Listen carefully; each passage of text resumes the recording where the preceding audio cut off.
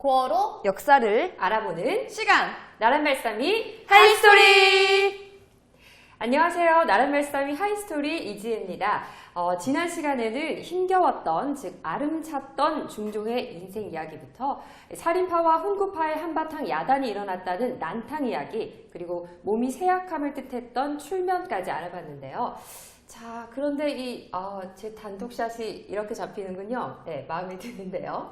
근데 진행하다 말고 갑자기 자아도취를 하고 계시네요. 저희도 얼른 소개해 주셔야죠. 네, 알겠습니다. 예슬 씨, 차분히 기다리세요. 알겠습니다. 네, 자꾸 재촉하시면 1시간 내내 제 단독샷을 합니다. 갑자기 놀랐어요. 네, 장난이고요. 다들 인사 부탁드립니다. 네, 시청자분들 뵐 수 있어서 다행입니다, 정말. 네, 안녕하세요. 김예슬입니다. 네, 안녕하세요. 엄지입니다. 안녕하세요, 박혜진입니다. 그런데 지혜씨, 초장부터 굉장히 세게 오늘 나오시네요. 유난히 세요. 그러니까요. 말이에요. 네, 진짜 깜짝 놀랐어요. 1시간 내내 단독샷 한다고 협박해 주셔서 웃으면서 그것도. 아니, 그러니까 오늘 다들 분발을 하시라는 말씀입니다. 네, 알겠습니다. 역시 자리가 사람을 만든다고 이 자리만 가면 저렇게 될 수밖에 없나 봐요. 한 명도 예외가 없었습니다. 저는 좀 예외였던 것 같은데. 비슷했습니다. 그래요? 알겠습니다. 아니면 뭐 차라리 감독님께 부탁해서 뭐 아예 MC 주민으로 딴떠달라고 아니면 시청자랑 이렇게 친해질 수 있고 얼마나 좋아요. 그러니까요. 그거 굉장히 한껏 친해지는 기분이 들고 좋겠네요. 좋네요. 모공까지 잡혀버리고. 모공 좋다 좋다. 네. 모공까지. 자, 여러분. 여러분들의 질투 다 이해합니다. 알겠습니다. 자, 소개가 늦었는데요. 오늘은 예슬 씨가 역사 선생님이시고요. 네, 각오 한마디 맞습니다. 해주시죠. 네, 여러분, 제가 누굽니까? 누구죠? 소개해드리려고 이제. 제가 누구냐면요. 나란말씀이 터줏대감 김예슬 아닙니까, 제가. 그렇죠. 그놈의 터줏대감. 네, 화나셨나요? 그러니까요. 저번 시간부터 자꾸 터줏대감을 강조하시는데 네. 그래서 어떻게 하시겠다는 거죠? 화내시는 거 아니죠? 아닙니다. 어떻게 할 거냐면요. 네. 시청자분들과 가장 오랫동안 호흡해온 제가 오늘 아주 재밌는 고어 얘기 준비했으니까요. 네, 기대해 주시면 좋을 것 같습니다. 잘 부탁드립니다. 감사합니다. 자, 그럼 오늘의 첫 번째 고어는 뭔가요? 네, 오늘의 첫 번째 고어는요. 바로 처관입니다. 처관? 처관이요? 처관. 아내 처에 뭐 관심 이래서 뭐 아내의 관심 이런 거요? 아니, 지시 처관이 아니라 척완. 척완이요? 네네. 완. 척완. 알겠습니다. 완이면 혹시 뭐 잘난 척? 예쁜 척? 잘하시는데요? 무슨 척을 하다? 뭐 이런 거 아닐까요? 무슨 척을 해서 완전 싫다. 예쁜 척을 해서 완전 싫다. 네, 뭔가 그럴싸한데. 그럴싸하다고요? 괜찮았어요. 정답 근데 근처에 가지도 못했습니다. 좀 어렵나요, 여러분? 네, 좀 힌트를 좀 주세요. 알겠습니다. 힌트는요, 여러분. 한 가족인데 성이 다른 사람입니다. 한 가족인데 성이 다른 사람. 성이 다른 가족이면 사실 집에서 성이 다른 사람이 엄마잖아요. 그러면 엄마 가족? 외갓집 식구들을 혹시 척완이라고 하나요? 거의 비슷했어요, 지금. 근데 조금만 더 해서 결혼했을 때. 결혼했을 때? 결혼했을 때. 결혼해서 이름이 다른 사람이 아내? 처갓집 식구죠. 엄마보다도 아내로 해서 처갓집이요. 맞습니다. 지희 씨랑 혜진 씨가 정확히 맞춰주셨는데요. 척완이란 임금의 처가인 내척과 어머니 쪽 외가인 외척을 합쳐서 부르는 말이라고 합니다. 그럼 오늘 들려주실 이야기가 왕의 처가나 외가랑 관련이 있는 거군요. 네, 그렇죠. 지금부터 처관과 관련된 이야기로 문정왕후의 등살에 기 한 번 못 핀 명종에 대해서 알아보도록 하겠습니다. 근데 문정왕후라면 저번 시간에 자식을 낳기 전까진 인종을 친아들처럼 보살폈다가 명종이 태어나고 나서는 인종을 저주했던 그분 아닌가요? 지희 씨가 기억력이 상당합니다. 그럼요. 선생님, 저도 기억하고 있었습니다. 알겠습니다. 저번 시간부터 이게 되게 정말 부담스러울 정도로 항상 제 옆에서 이렇게 부담스러울 정도로 열정이 넘친 학생이에요. 그러니까요. 네.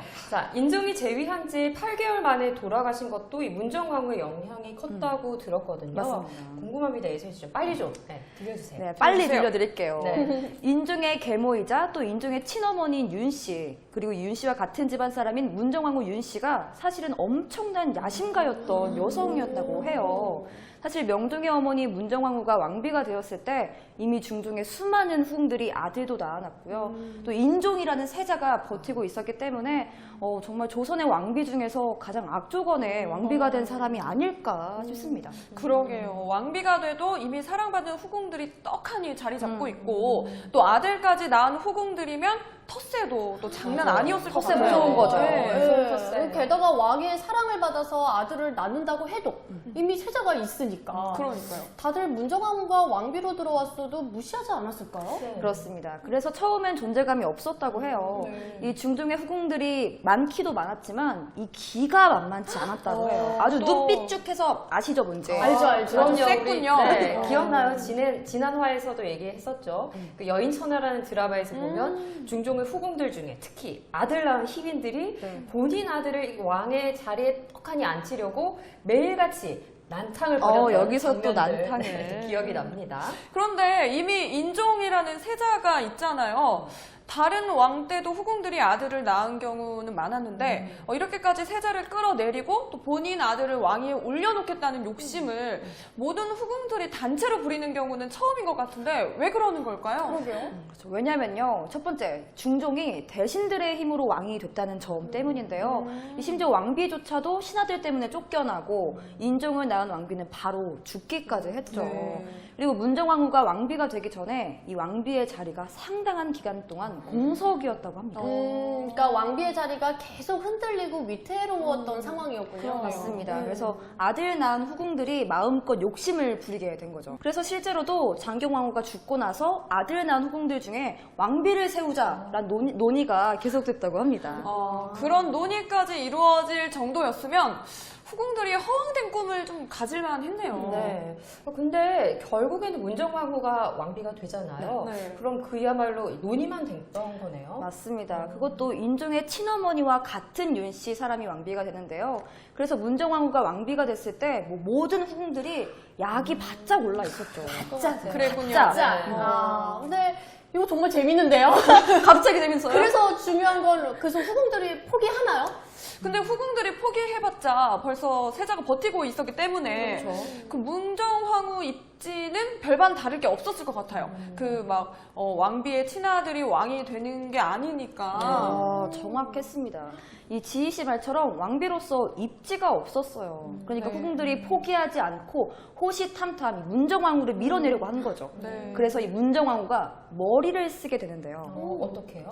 바로 자신의 조카뻘인 인종과 친하게 지냈다고 합니다. 그렇군요. 친어머니처럼 잘해주면서 세자의 그 권력을 확 내가 가지려고 했던 그런 건가요? 그렇죠. 맞아요. 이 무엇보다 이 방법이 효과가 굉장히 좋았다고 해요. 인종을 친아들처럼 대하는 중전의 모습을 보면서 이 후궁에게만 마음을 줬던 중종의 마음이 또 왕후에게 흔들리는 계기가 되는 거죠. 와, 이거 완전 한 편의 드라마보다 더 재밌는 장난 거 같아요. 아니죠. 그래서 후궁들이 포기하냐고요. 안 한다고요. 아니라고요. 아니, 지금 끈질김이 너무 폭발할 것 같아요. 네. 아니, 혜진씨도 포기를 안 하는 아니에요. 거지? 받았어요, 지금. 화가 많으셔. 아니, 그러면 후궁들은 다시 중종의 마음을 사로잡을 수 있다고 이렇게 생각을 한 거죠? 그런 거죠. 그래서 중종이 문정왕후에게 주는 관심을 크게 생각하지 않고 계속 자신의 아들을 왕으로 만들기 위한 작업을 계속해서 하고 있었다고 합니다.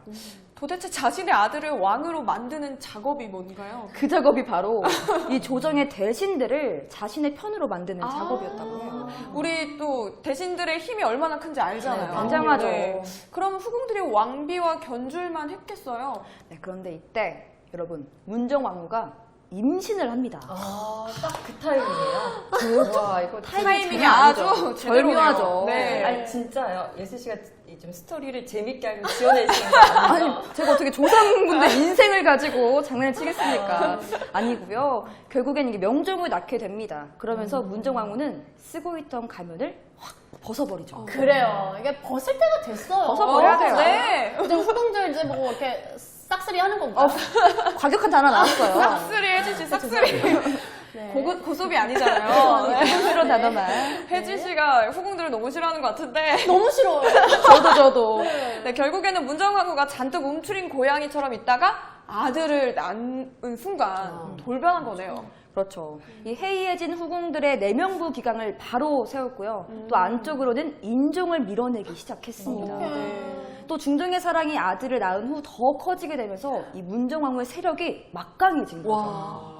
와, 정말 대단한 반전인 것 같은데 그야말로 관심 밖의 인물에서 핵심 인물로 이렇게 부상을 한 거잖아요. 맞아요.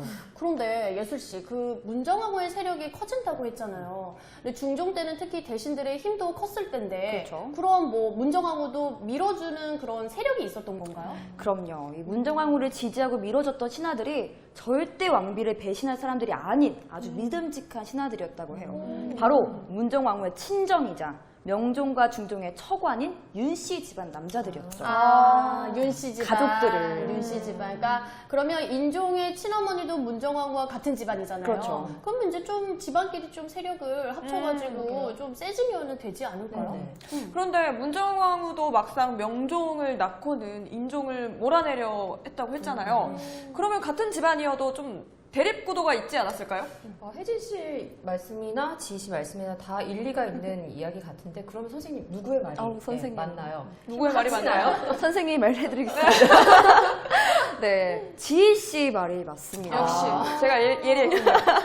네, 그 문정왕후가 야욕이 엄청난 여자였다고 해요. 그래서 그저 아들 낳기 전까진 숨기고 있었던 거죠. 가면을 가면 와, 쓰고. 진짜 그래서 대단하다. 맞습니다. 대단한 거죠. 네. 그래서 인종의 입지를 몰아내고요. 그리고 나서 인종을 낳은 친어머니 쪽 윤 씨가 가만히 있겠어요? 아니요. 절대 물러서지 않습니다. 역시. 팽팽하죠. 그럼 같은 집안끼리 이제 맞선다는 건가요? 그렇죠. 뭐 인종은 이미 세자고 문정왕후는 차기 왕을 낳은 사람이라서 와, 이 대결이 만만치가 않았을 것 같아요. 바로 그거예요. 네네. 얼마나 이 싸움이 치열해지냐면요. 인종편을 큰 윤씨라 해서 대윤, 문정왕후 친정을 작은 윤씨라 해서 소윤 이라고 부르면서 이렇게 대놓고 편을 가르고 싸웠다고 해요. 그런데 인종이 결국에는 왕이 되잖아요. 그럼 그때 싸움이 끝난 건가요?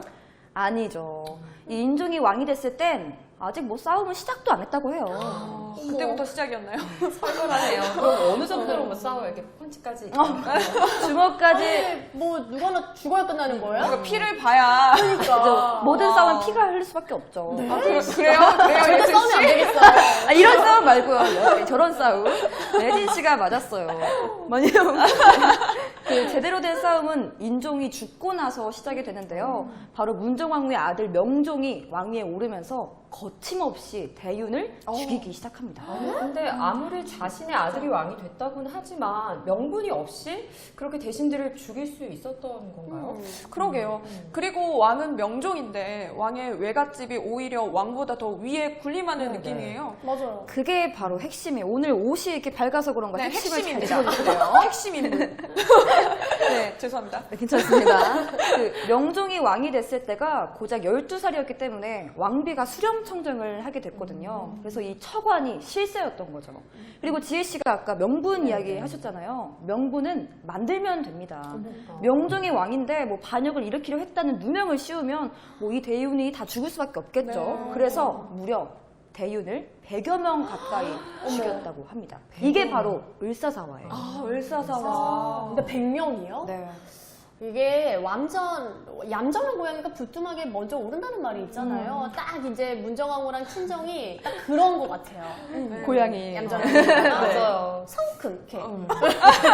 올라버리고 네, 맞습니다. 무서운 사람들이네요. 그래서 이렇게 임금의 처관으로 인해 생긴 을사사화 스토리를 이제 들어봤고요. 굉장히 재미있었어요. 그쵸? 네. 자, 일세 씨 다음 고어 이제 말씀해 주시죠.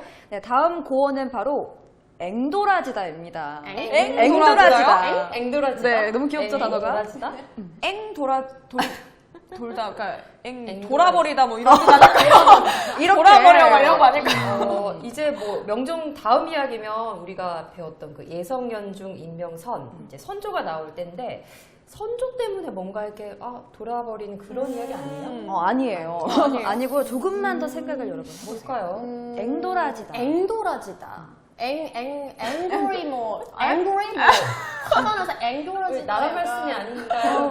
이게 저도 이 정도 이상은 안 나와요. 나라 말씀에서 이렇게 영어를 이렇게 그러니까 혀를 이렇게 미국 말씀이- 굴려버리시고 네. 미국 말씀이요? 난리 네, 났습니다 가셔야 지금. 될것 같은데. 지금 영어 자제해 주시고요. Sorry. 네? 미국 다녀오시면 될 것 같아요. 농담이고요. 여러분 갈피를 못 잡으시는데 바로 말씀드릴게요. 앵도라지다는요. 노여워서 토라진다라는 뜻을 가지고 있습니다. 노여워서 토라지다요. 이번엔 뭐 어떤 사람들 간의 관계 이야기를 해주는 건가요? 뭐 역시- 토라지고 이런 건 또 사람 관계니까. 혹시 옷을 또 잘 입으셨어요? 제 옷 마음에 드시나 봐요. 같은 뭐 터줏대감끼리 눈치가 대단합니다. 사실. 터줏대감. 그만할게요. 알겠습니다.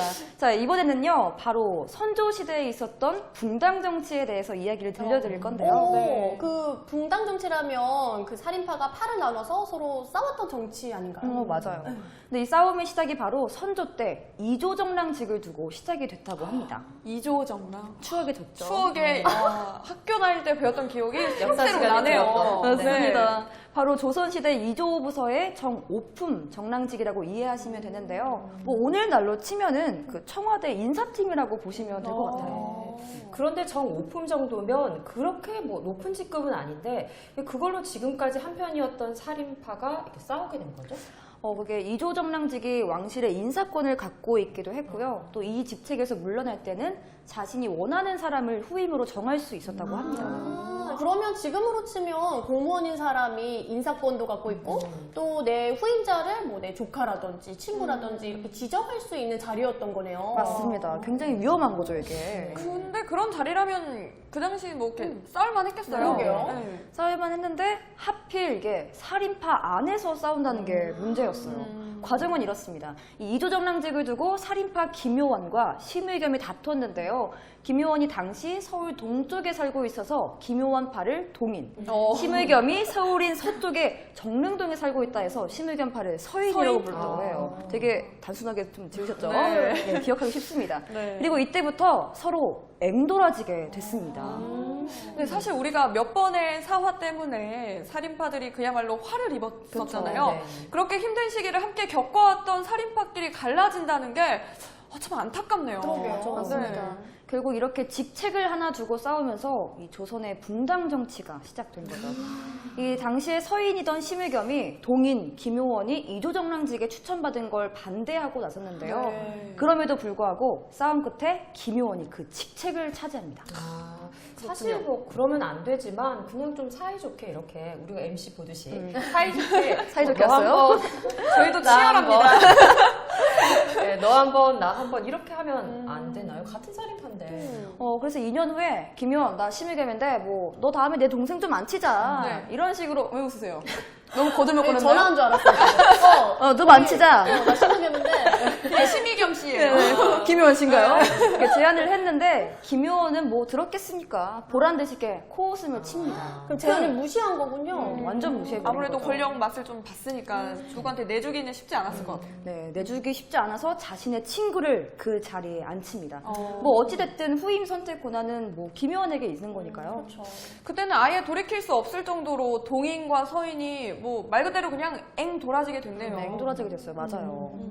자, 이렇게 살인파끼리 서로 이렇게 앵 돌아지면서 시작된 붕당 정치 스토리를 다들 난리 났어요, 지금. 네, 뭔가 이렇게 좀 서운한 게 있을 때 앵 돌아지면 되겠네요. 자, 자 벌써 마지막 호흡입니다. 맞아요, 마지막 네. 호흡입니다. 아니 몇 개 했다고 지금? 너무 재밌죠? 네, 다음 그거 한 5개씩 하면 안 돼요, 다음부터는? 5개 하면 네. 다음 역사 선생님이 좀 앵돌아지. 앵 돌아지나요? 저도 방금 앵돌 뻔했어요. 네. 자, 역사 선생님 마지막 호 제시해 주시죠. 네, 마지막 구호 알려드리겠습니다. 바로 괸입니다. 괸. 뱀? 그램? 뱀? 그램? 미안, 죄송하지만 다시 말씀드리자면 네. 여기 나란 말씀이에요. 죄송합니다. 괸요라뇨. 네, 죄송합니다. 네. 괸. 예수 씨, 괸이 그러면은 저는 괸 하면 이것만 생각나는데 어떤 거죠? 턱을 괴다? 누가 턱을 그렇게 괴나요? 누가 어떤 사람이 턱을 나 괜찮은데. 글쎄요. 맞았어도 왜요? 네. 맞았어도? 맞았어도 아니에요. 아니에요? 틀렸다고 하라는 거예요. 이렇게 좀 터프하게. 이렇게 좀. 오. 이렇게 하면요? 그러니까 포즈만 달라진 건가요? 자세만 조금 달라진 저도 거예요? 사실 뭐 이거 턱을 괴다 말고는 딱히 떠오르는 게 없는데 좀 힌트 좀 괸. 주세요. 힌트 주세요. 괸. 알겠습니다, 여러분. 마지막 구호니까 제가 특별히 동작 힌트 보여드릴게요. 네. 이렇게 막 있다. 오, 사람 참 불편하게. 부담스럽게 하다. 뭐 이런 뜻이 아닐까 싶습니다. 아니 방금 이거 한 번 정답이에요. 정답이에요. 정답인 것 같아요. 유난히 떨다. 유난히 정답 어떤 거죠? 아 근데 아, 네, 불편하게 하트니까 하다. 네. 하트니까 그만. 괜히 좀 예뻐하다 막 이런 거 아닌가요? 어. 좀 이렇게 막 예뻐해 예뻐하다? 막 이렇게 맞아. 좋아하고 뭐 이렇게 예뻐하고 뭐 이런 거 아니에요? 정답이에요. 누가 봐도 너무 예뻐하는 거 아니었어요? 약간 기대보고. 그래요? 부담스럽다면 죄송합니다. 자, 마지막 괴문요. 바로 유난히 귀엽게 여기고 사랑한다라는 뜻을 가지고 좋은 있습니다. 뜻이네요. 네. 그리고 이 고어 스토리는요. 선조 때 이 궁중 여인들이 왕의 변화는 이 괴물 때문에 피가 말랐던 이야기예요. 아, 또 이 궁중 여인들 이야기군요. 빼놓을 네. 수 없죠. 그런데 이번엔 좀 다른데요. 네. 이 선조가 괴맞는 여자가 누구냐에 따라서 그때마다 여러분 세자가 달라질 뻔했다고 합니다. 세자가 달라졌어요. 와, 세자가 달라질 정도라고요? 네. 와, 선조가 한번 이렇게 사랑에 빠지면 정말 막 불도저 막 금사빠. 빠지는 금사빠. 스타일인가 봐요. 약간 푹사빠 느낌인 네, 거죠. 푹사빠. 네. 네. 자, 사실 선조에게는 의인왕후 박씨라는 조강지처가 있었는데요. 박씨가 아이를 갖지 못했고 그러면서 자연스럽게 선조의 눈길이 이제 후궁들에게 가게 됩니다. 또 선조의 괴물 듬뿍 받았던 후궁이 바로 공빈 김씨였다고 해요. 아, 그 옛날 드라마 허전에서 봤던 기억이 있는데 너무 옛 드라마인데. 공빈김 씨가 나온 아들이 아마 2명인가 그러지 않았어요? 와, 열심히 기억력이 봤어요. 굉장히 좋으세요. 99년도. 네. 기억이 대단합니다. 맞습니다. 이 공빈김 씨가 낳은 아들이 바로 첫째 임해군과 둘째 광해군인데요. 이 선조의 공빈 사랑이 어느 정도였냐 하면요. 선조 실력을 보면 후궁들이 감히 둘의 사랑에 끼어들지 못할 정도였다라고 적혀 있다고 해요. 틈이 없었군요. 들어갈 틈이 아예 없던 거죠. 광해군이면 15대 왕이잖아요. 그렇죠. 근데 광해군이 후궁의 아들이었군요. 맞아요. 그런데 광해군이 바로 세자가 되진 못했어요. 왜요? 왜일까요? 왕비에게 아들도 없고 네. 가장 사랑하는 후궁이 아들을 낳았다면 오히려 세자가 되기 쉬웠을 것 같은데요. 맞아요. 왜냐면요, 이 사랑하던 공빈 김 씨가 광해군을 낳고 산후통으로 죽게 됩니다. 어머나. 아이고, 선조의 상심이 눈물 없이 들을 수 없죠. 컸겠네요, 상심이. 그렇죠. 네. 그런데 이때 선조의 눈에 인빈 김 씨라는 후궁이 눈에 들어오게 됩니다. 갑자기요? 네. 또 사랑에 빠지는 아니면 갑자기? 사랑을 다른 사랑으로 근데 무슨 노래예요? 어떤? 몰라요? 아니요. 너무 옛날 노래인가? 아닙니다, 죄송합니다. 아닙니다. 언뜻 들어본 기억이 납니다. 저도 그렇죠. 이 사랑을 다른 사랑으로 덮어버린 거죠. 인빈 김 씨에게 선조가 완전히 마음을 뺏겼는데요. 이 심지어 임진왜란이 터졌을 때도 광해군은 도성을 지키라고 버려두고 인빈 김 씨와 그의 아들 의안군 또 신상군을 데리고 의주로 피난을 가버립니다. 아이고. 다 버린 거죠. 아니, 또 화가 나네. 그만.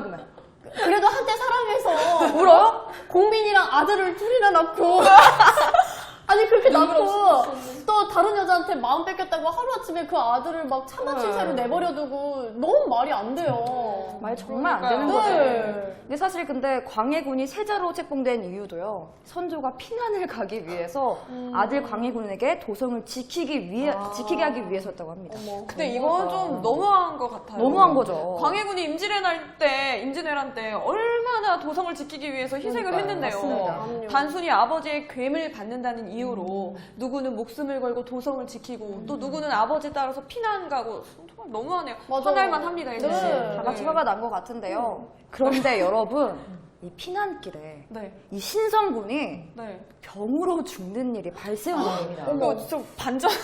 반전과 반전의 반전. 드라마예요. 너무 드라마인데 소름이야. 하필 신성군이 딱 그때 죽다니. 그러니까요. 그렇게 돼서 광해군 세자 자리가 무사했던 거군요. 그렇게 볼 수 있죠. 이어서 말씀을 드리면요. 이 임진왜란 끝에 조강지처인 의인왕후가 결국 아들을 낳지 못하고 죽게 되는데요. 두 번째 왕비가 된 여인이 바로 임목왕후 김씨였습니다. 그리고 바로 이 선조의 세 번째 괴미 시작됐는데요. 선조는 좀 김씨만 좋아했던 것 같아요. 김예슬입니다. 여기 유일한 또 김씨가 계시네요. 죄송합니다. 가셨어야 됐을 것 아닙니다. 여기 지킬게요. 세대를 잘못 태어났어요. 보면 뭐 공빈 김씨, 안빈 김씨, 게다가 새왕비도 김씨. 네, 임빈 김예슬 김씨죠.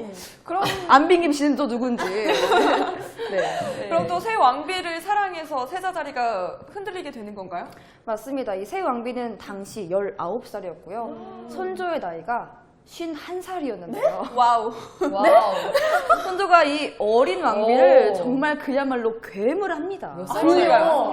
안 믿을 수가 없어요. 지금도 51살에 19살이면, 19살. 이건 완전 그냥 딸처럼 예뻐했을 것 같은데요. 예쁜 나이 19. 네. 네. 네, 결국 임모가군과 아들을 낳는데요. 이 아들이 바로 영창대군입니다.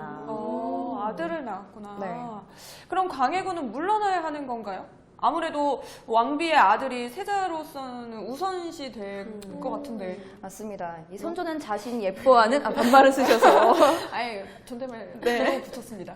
계속해서 이어갈게요. 네, 좋습니다. 이 선조는 자신이 예뻐하는 임모광후에 3살밖에 안 된 영창대군을 세자로 세우려고 시도를 했다고 합니다. 3살. 정말 말도 안 돼요. 그렇죠. 3살밖에 안 된 아이를. 하지만 갑작스럽게 선조가 죽게 되면서 원래의 세자였던 광해군이 차기 왕으로 올라가게 된 거죠. 정말 왕이 되기까지 간담이 여러 번 서늘해지는 네, 것 같은데 맞아요. 지금 이야기만 들어도 이렇게 막 박진감이 넘치는데 당사자들은 진짜 얼마나 마음을 졸였을까요? 그러니까요. 네. 제가 광해군이었으면 아버지가 저렇게 여자한테 빠질 때마다 세자를 바꾸려고 하니까 그러니까요. 엄청 답답하고 막 화나고 막 그랬을 것 같아요. 그럼 오늘따라 화나죠. 마음이 잘 통하네요. 맞아요. 그러니까 화가 났어요? 네, 화가 났어요. 정말. 여기까지 아까부터. 느껴져요. 네. 광해군이 똑똑하고 전쟁에서도 끝까지 나라 지켜낸 것만으로도 그렇죠. 백성들이 정말 신뢰를 했을 거란 그러니까요. 말이에요. 네. 제가 보기엔 이 정도면 왕이 될 자격이 충분하다고 생각하거든요. 음. 근데 심지어 3살밖에 안 된 이 영창대군을 세자로 책봉하려 했던 게 너무 이해가 안 돼요. 3살이면 뭐 말이라도 했을까요? 이제 엄마 말할 때죠, 이제. 엄마. 네. 네. 걸어는 다녔겠다. 돌아온 지 꽤 됐죠, 4살이면. 어. 네, 사실은요, 이 선조는 조선 최초로 왕실 직계혈통이 아니라 반계혈통에서 왕이 된 사람이라고 합니다. 그래서 이 서자 콤플렉스가 굉장히 심했던 분이라고 해요. 네. 이 중동의 후궁의 아들의 셋째 아들이었던 선조가 왕이 될 거라는 뭐 본인조차도 생각지 못했던 일이었던 거죠. 네. 그런데 왕이 되면서도 또 콤플렉스를 떨치지 못했던 거죠. 그렇기 때문에 더욱이 차기 왕을 왕비의 아들로 세우려고 했던 거군요. 그렇죠. 본인이 본인 컴플렉스를 계속 만들고 있는 게 아닌가 네, 맞아요. 하는 생각이 드네요. 좋은 네, 생각이었습니다. 감사합니다. 감사합니다. 네, 여러분 이제 괴미라는 구호를 뭐 잊을래야 잊을 수가 없겠죠. 네, 정말 기억합니다. 그래요. 네. 자, 예슬 씨 오늘 알찬 고어 스토리 준비해 주시느라 정말 고생 많았고요. 자, 예슬 씨의 아주 지적인 우아한 그런 모습 인상이 깊었습니다. 그러니까요. 맞아. 예슬 씨가 이야기를 오늘 너무 재밌게 해주셔가지고 네, 감사합니다. 책으로는 이해하기 어려웠던 뭐였죠? 그 종 오품이었는데? 다시 할까요? 그러면은 이조정랑이요? 아, 네, 맞아요. 그거. 이해를 아직 못하신 것 같은데요? 재밌다고 하셨는데 재미만 잠시 재미만. 생각이 나지 않았어야 됩니다. 알겠습니다. 네. 그런 걸로. 네, 이조정량으로 시작한 이 붕당 정치 과정도 정말 잘 이해가 돼서 유익했습니다. 맞아요. 저도 덕분에 오늘 뭐 처관, 또 앵도라지다, 그리고 괸. 이 괸이 아니고 괸. 이 괸까지 실생활에서도 쓸 수 있는 고어 듬뿍 알아가는 기분입니다. 네, 약간 저를 그렇게 괄시를 하시고 멸시를 하시더니 언제요? 네, 여러분들에게 멸시까지는 아까 아닙니다. 제가 네, 괸 줄라니까 맞아요. 불편하다고 괸. 부담이라고 네, 조금 부담이긴 했다고. 괸. 들렸어요. 이렇게 괸을 받으니까 굉장히 기쁘고도 감사합니다. 네, 자 오늘도 재미있고 유익한 하이스토리 시간이었는데요. 하이스토리는 여기서 마무리하고 잠시 후 2부 우리말 어원 퀴즈 시간에 뵙겠습니다. 우리 2부에서 만나요. 안녕.